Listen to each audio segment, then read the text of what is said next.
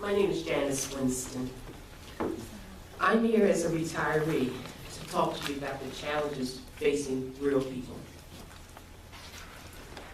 Let me briefly tell you my story. I worked for 29 years as a telecommunications engineer for Verizon Corporation. In 2002, I retired and received a lump sum payment from Verizon's pension plan. But I quickly learned that figuring out how to invest the lump sum was hard. I was faced with a range of questions I could not answer.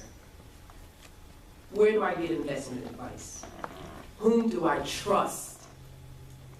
How do I invest the money so that I can have a quality of life in retirement, a good quality of life in retirement, but not risking running out of money until I die?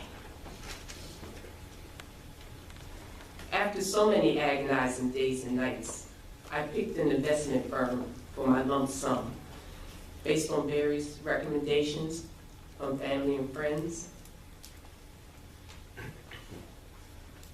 My most important concern was trust. I thought that anyone I paid to advise me would be guided by my best interests. That was important because I had really no way to evaluate whether my investments are performing well or whether I'm paying too many fees.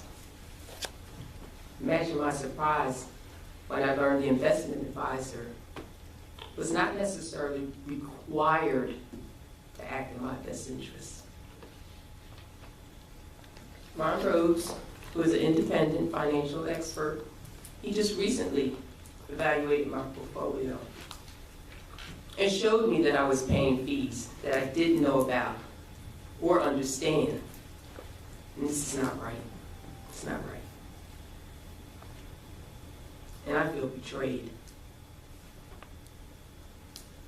I worked long and hard to earn a decent retirement, and I should be able to depend on the investment advice that is given to me. I know that when my money was invested at Verizon in the pension plan, it had to be invested solely in my best interest.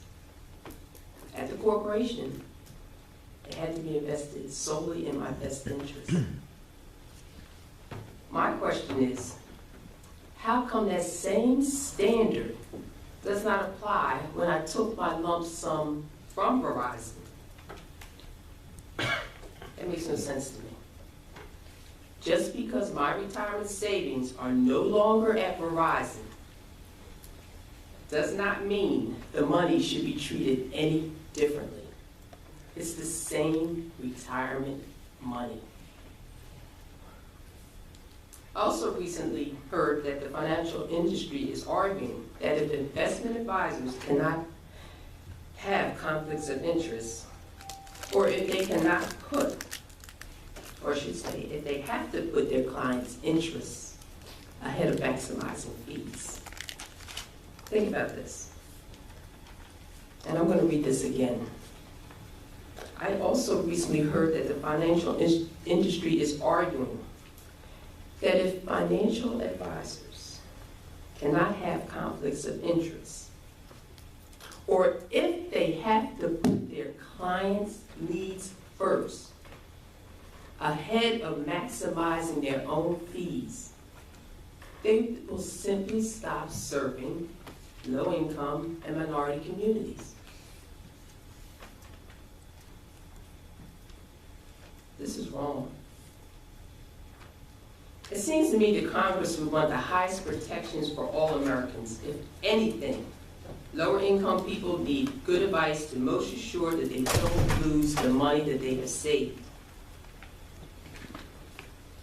Will we use a lower standard to allow doctors to give substandard advice to low-income patients because these communities are medically underserved? Will we do that? Finally, this word, fiduciary. Sounds complex, but it boils down to one simple thing. When people like me and people like you are getting advice about our retirement money and other assets, we should all be able to depend on our financial advisors. They should have to act in our best interests, even if that means that they don't get extra fees. It's their job. And I don't see how we can argue it any different. And the last thing I want to ask you is this. If you don't protect us, who will? And if you don't do it now, when?